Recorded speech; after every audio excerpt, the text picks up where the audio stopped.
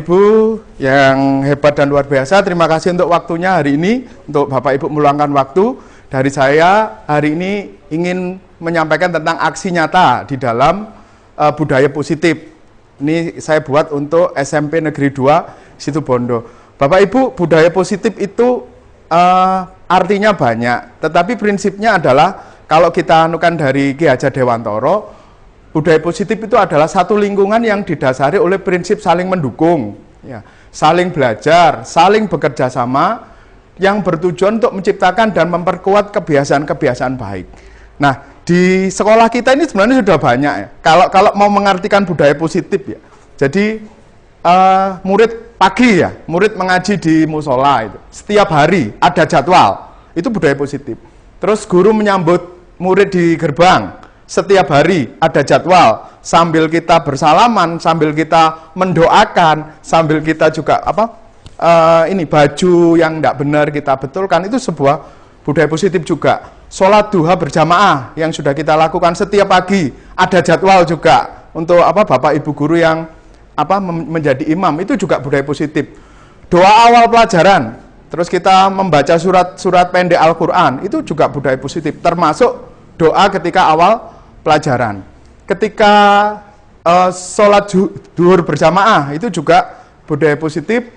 Pembacaan Asmaul Husna dan doa akhir pelajaran, itu juga budaya positif, termasuk yang insidental, upacara bendera, terus sudah upacara bendera ada literasi, numerasi, dan senam bersama, yaitu ketika setiap Jumat. Itu juga sebuah budaya positif.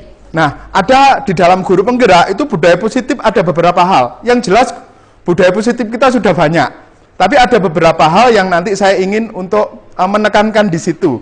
Mungkin dari Pak Kadi yang guru penggerak angkatan 5, itu ada beberapa yang sudah dilaksanakan, tapi ini saya ingin yang ini. Jadi di dalam budaya positif ini yang sebenarnya kita tekankan, yaitu yang pertama tentang disiplin positif. Disiplin positif pokoknya prinsipnya bahwa disiplin itu dilakukan dari dalam dirinya anak. Disiplin intrinsik ya. Nah, Pak Asmopik di penyampaian visi dan misi guru penggerak, beliau itu mempunyai sebuah kerinduan.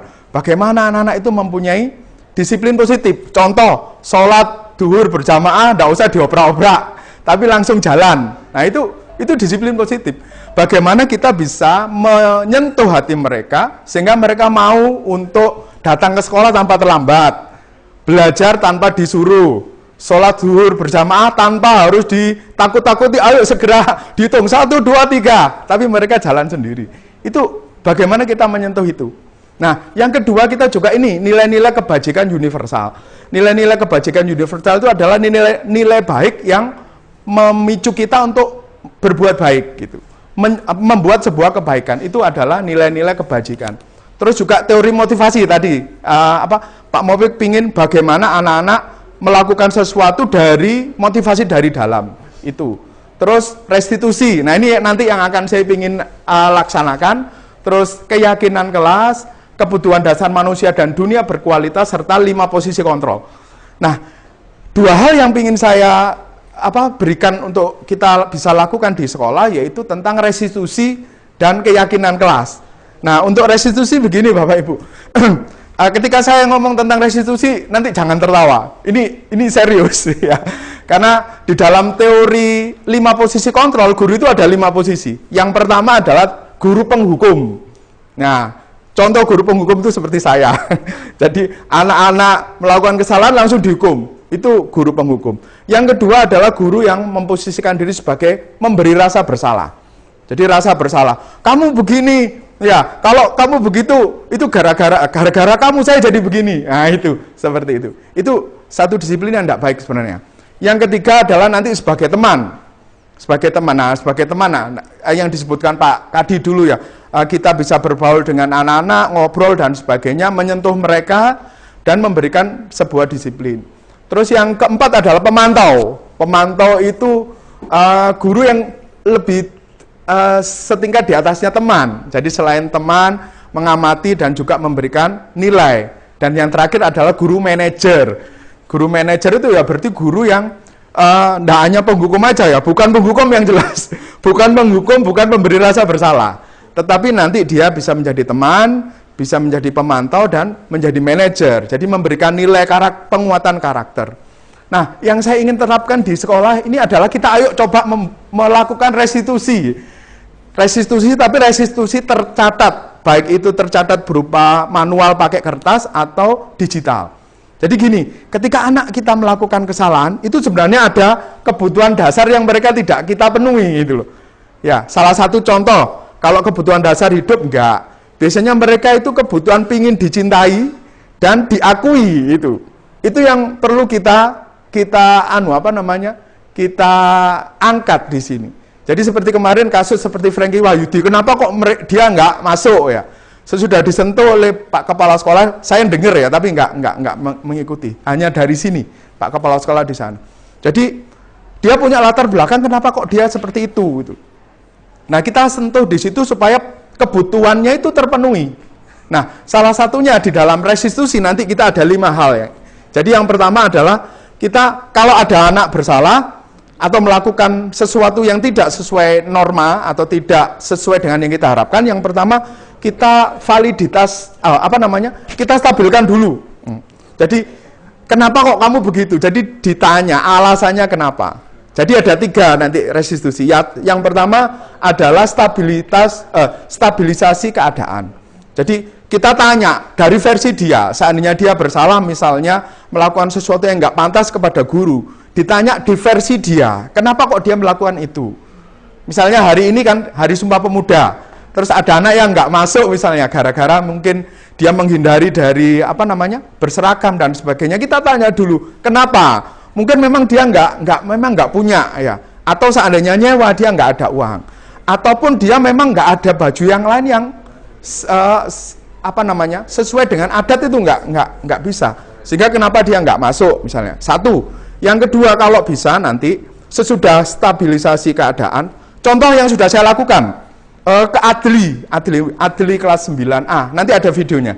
Jadi yang pertama dia sering nggak masuk waktu pelajaran saya tanya, ternyata stabilisasi keadaan dia, yaitu dia itu sering ngobrol dengan dia malam, ngobrol dengan temannya malam, ya, sehingga ketika paginya dia nggak bisa bangun. Jadi itu stabilisasinya. Yang kedua, saya validasinya. Jadi stabilisasi, validasi, penguatan karakter. 3 itu. Jadi ketika validasi saya tanya dia kenapa? Dia ternyata suka begadang. Ketika begadang terus kok waktu itu gitu loh, dan sampai jam 2 pagi. Saya bilang, ya percaya dan tidak percaya, tapi kita tetap harus percaya. Diterima aja. Nah, sesudah divalidasi, sudah validasi stabilisasi, stabilisasi kita validasi. Divalidasi kita anukan, nilai apa yang kira-kira keliru di dia. Kalau kita nanti sudah membentuk keyakinan kelas, yaitu yang kita anukan. Sesuai dengan keyakinan kelas enggak. Kalau belum ya berarti ke peraturan sekolah kalau belum. Kalau peraturan sekolah belum ya nilai kebaikan itu sesuai atau enggak. Jadi kemarin yang Adli itu validasinya dia tahu dia begadang sampai jam 2 pagi ingin ngobrol. Dengan latar belakang, mohon maaf, dia sudah nggak punya ibu ya. Jadi cuma hidup dengan bapak dan kakeknya. Jadi mungkin satu kebutuhan dasar yang kita belum terpenuhi adalah perhatian, cinta, merasa dibutuhkan, love and belonging ya, merasa dicintai dan merasa dimiliki. Nah, itu yang belum kita penuhi untuk anak ini. Nah sudah itu, dia mencarinya dari mana? Dari teman, ngobrol. Nah salahnya ngobrolnya sampai jam 2 pagi, besoknya nggak bisa bangun sehingga nggak sekolah. Nah nanti kita validasi, kira-kira benar nggak itu ya. Jadi ketika validasi, saya mencoba untuk anukan anaknya bahwa tugas seorang pelajar adalah belajar itu. Jadi itu, berarti kalau nggak masuk, berarti dia menyalahi dari nilainya sebagai seorang pelajar, yaitu apa? Harus masuk, tanggung jawab. Kalau saya sebagai guru, tugasnya adalah mengajar. Jadi seperti itu. Jadi saya validasi, saya saya stabilkan dulu, saya validasi kesalahannya, terus yang ketiga saya memberikan penguatan karakter ke dia. Penguatan karakter apa? Yang pertama, dia punya kelebihan. Ya, yang kedua, setiap orang itu harus mempunyai masa depan gitu loh. Nah, salah satu cara untuk mencapai masa depan salah satunya adalah dengan sekolah. Jadi seperti itu. Nah, itu yang saya tekankan ke dia sehingga 3 hal itu akhirnya masuk ke Adli, yaitu yang pertama adalah apa tadi?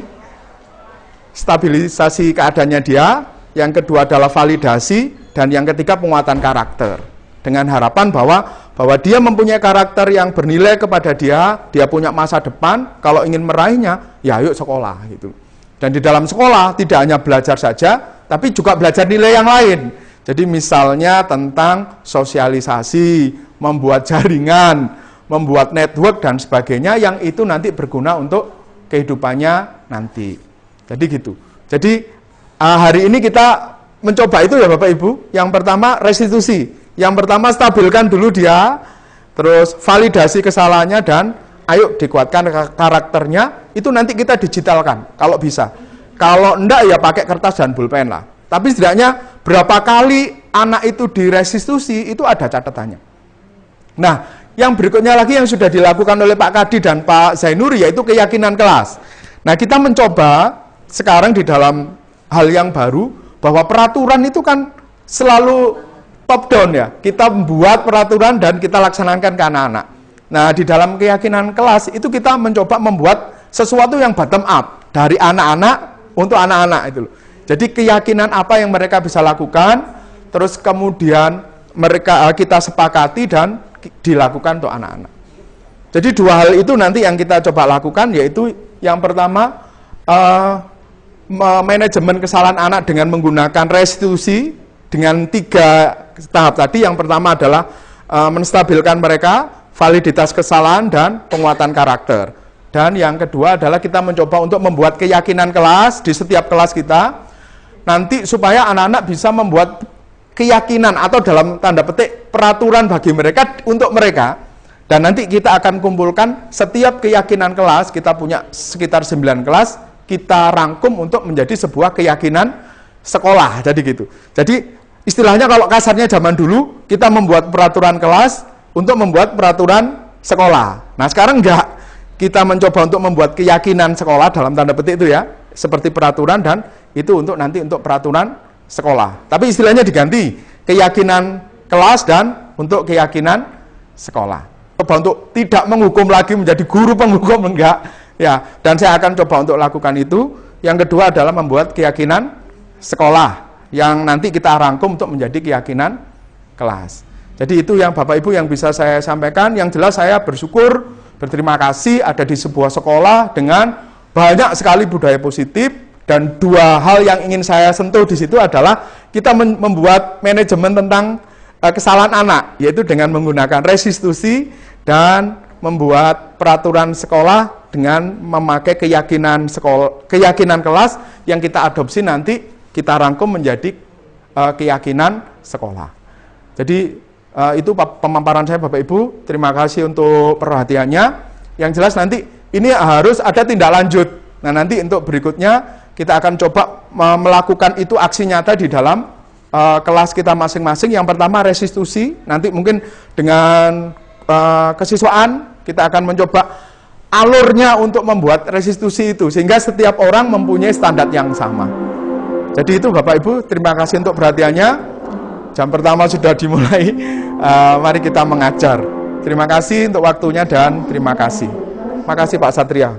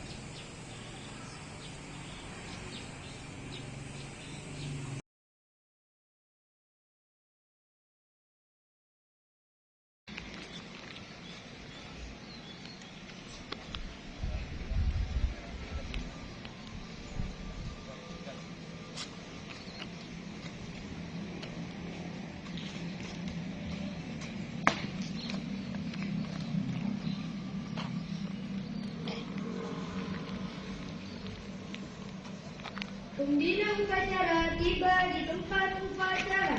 Siap! Gerak! Penghormatan peserta upacara kepada pembina upacara.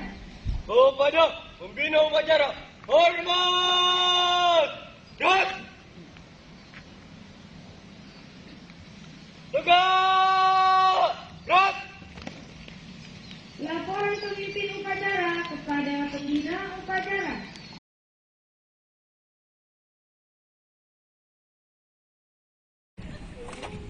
Bentar ya. Infaknya jangan lupa. Terus kemudian untuk literasi minggu ini yaitu Sumpah Pemuda. Apa yang sudah disampaikan oleh Pak Bahtiar itu tadi yang kamu rangkum dalam buku, atau kamu mungkin punya referensi lain dari situs manapun, kamu boleh masukkan di literasi kamu. Jangan lupa sumbernya ditulis dari siapa. Kalau kamu mengikuti sumbernya dari Pak Bahtiar tadi, ya sumbernya ditulis Bapak Bahtiar. Begitu ya, dipahami? Ya sudah. Istirahat kedua nanti literasinya dikumpulkan. Terima kasih.